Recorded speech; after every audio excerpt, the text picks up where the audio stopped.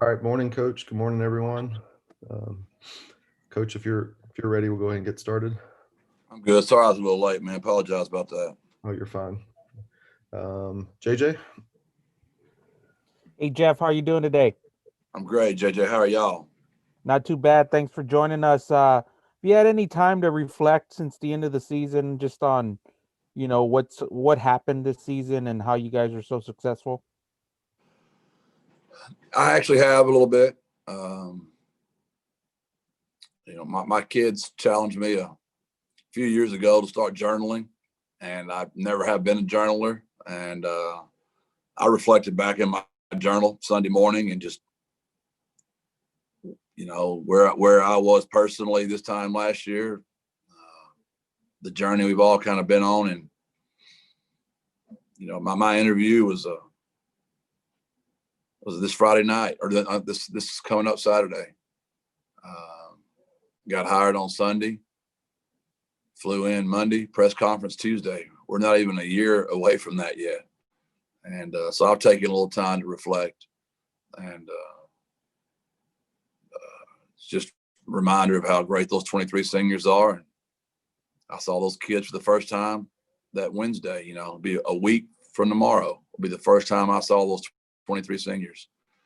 And what they've allowed me to do. And it's been an unbelievable ride. We're nowhere near where we want to be, but we're a heck of a lot closer today than we were a year ago today.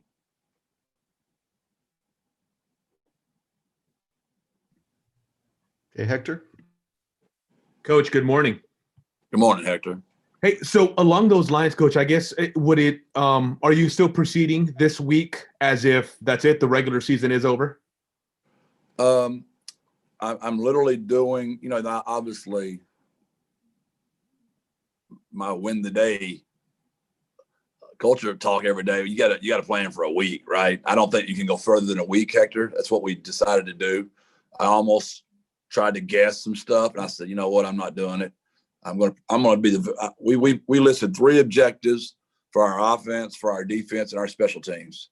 That when we're done Sunday night with practice, we're going to be able to say we got better at these 3 things on each phase of the ball. So we're going to practice Wednesday, Friday, and Sunday night. And the kids are going to have some time to themselves Monday and Tuesday of this week, which today being Tuesday. They'll have some time to themselves Thursday and some time to themselves Saturday. So that's how I'm approaching it. So we're going to practice Wednesday, Friday, and Sunday of this week. When we come back in Sunday, Hector, we're hoping we have some direction, and we'll make another plan after that. Y'all really know as much as I know. I mean, I'm not hiding anything from y'all. Y'all know what I know. I speak to some of you guys in private to find out what the heck y'all know. This might help me out a little bit. I wish I knew a little bit more than you do, Coach, but I'm kind of in the same boat. Similar question, Coach, to what JJ asked, but maybe a little bit more specific, Coach. I mean, had somebody told you when you were coming on board that at this point of the season, not only would you be a lock for a bowl game with those 7 wins, but in contention, like a possibility of playing for the Conference USA title. How would you have reacted? What would you have said at that point? I know myself well enough. I wouldn't go there in my mind. I just wouldn't go there. There's a lot of different ways to try to build a program, Hector. And I've got to work for a lot of people in my career, so I've seen them all do it different ways. I just believe those 23 seniors are someone's kid, and those juniors are someone's kids, and they deserve my very best. And to try to get rid of those juniors and seniors and play all freshmen and sophomores and build for the future, it's just never been my way of living.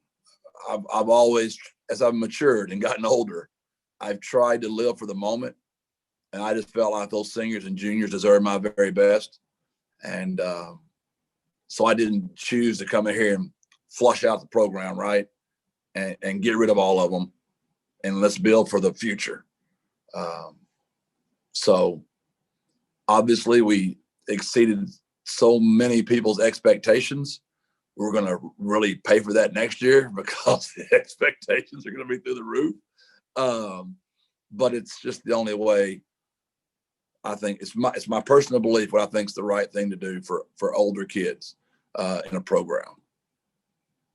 Speaking of the conference championship game, Coach, and this might be kind of tough to answer, but as we wait to see what happens with UAB, one of the things that's crossed my mind is in this year of uncertainty and unprecedented times is should a school take accountability for certain cancellations related to COVID that happened on their end? And I know it's tough, but how do you handle that as a coach, knowing that you guys did everything you could and are one of the few programs that lost only one game, whereas so many others like UAB lost several games, and yet here they are almost maybe getting rewarded is the wrong term, but they'll still get by if they're able to beat Rice and clinch a spot in that Conference USA title game.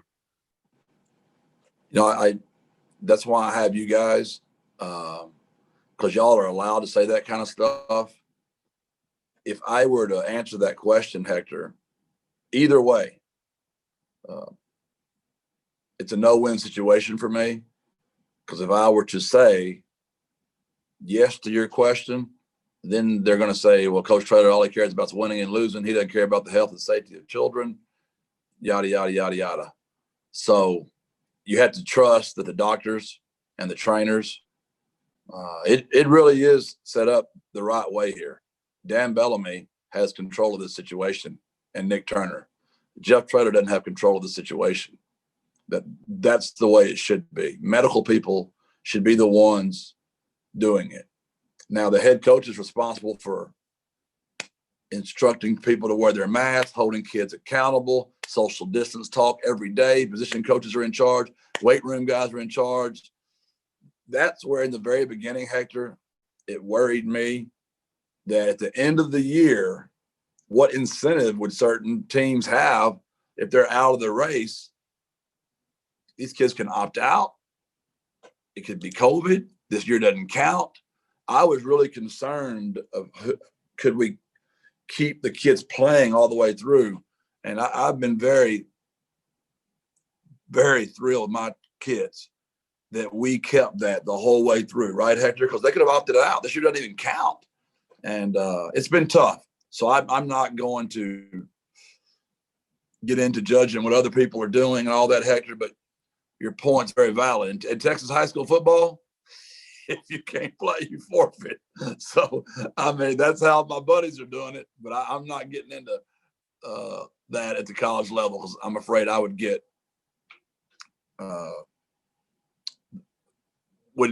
looked upon favorably if I had too strong an opinion because my job's to coach football.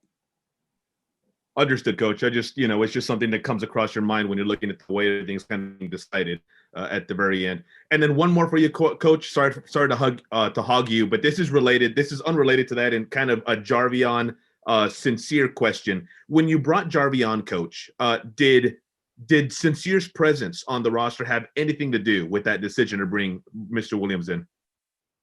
No, it did not. I meant what I said. If you'll go back and watch my press conference, it still pertains to today. Trust is truth over time. And if you go watch that press conference, I said I was going to start in San Antonio. We were going to work our way out. So it was very important that my hires reflected that, right? Kevin Brown, my DFO, was an OC here in the very beginning with Larry Coker. He's very close with Larry. Kevin knows everybody in the city, all the surrounding coaches, schools.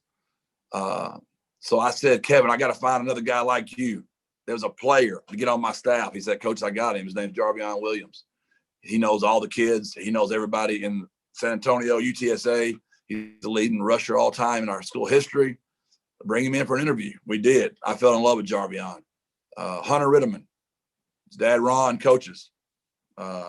He was important for me to keep him. So that's where my mind was, Hector. I really am trying to make sure I can't take all the kids in the city, Hector. And a lot of guys we offered, and they didn't commit soon enough. So now I'm full on numbers, so I can't get them in. So it's not like I'm going to hit on every kid, but I want to make sure if they go off somewhere else, we knew who they were. We offered them. We recruited them. So when you guys come back on me 3 or 4 years ago, now, wait a minute, coach, you said you were going to take care of the 2-1-0. This kid's all conference at yada, yada, yada. I can say, here's the story on him. We offered him. We recruited him. He didn't commit. We were full on our numbers. I couldn't take him when he was ready to commit. I can at least give y'all a story instead of me looking y'all in the face, Hector, and go, I didn't even know who he was. How'd that happen? Sorry, my bad, right? So that's where all that came from. I know that's a long answer to a short question, but I wanted you to know how I came about Jarvion. And I lied here. Quick follow-up to that, Jarvion, if that's okay, real quick. Have you noticed a neat dynamic between him and Sincere because of the parallels between them that date back to Judson? He has a neat dynamic with all of my kids. He is very well respected on my staff. These kids, especially the local kids, he pretty much walks on water around here, and he's a great human. He's a tough dude, and you can't have enough Jarvion Williams on your staff or on your team. Coach, thank you. Appreciate it. Okay, Greg. Jeff, I know you mentioned you'll look at it again Sunday, but assuming there's not another regular season game, would you want to start ramping up into like a normal practice routine, or is it important to still work them some days off through next week? Have you thought ahead to that, just generally? Yeah, I have, because I don't think we're going to know what bowl we'll be in yet. So you got to be careful, because you don't want to ramp it up and then your bowl will be the 31st of December. You want to kind of escalate into that thing properly.